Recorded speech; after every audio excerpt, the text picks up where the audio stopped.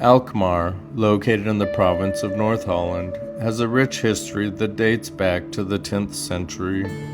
The earliest known reference to the town was recorded in the 900s. It was initially a small fishing town that grew in importance over the centuries. In 1254, Alkmaar was granted city rights, officially becoming a city.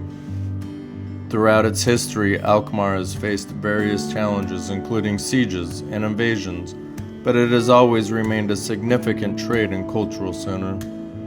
Today, it is well known for its traditional cheese market and beautiful historic architecture.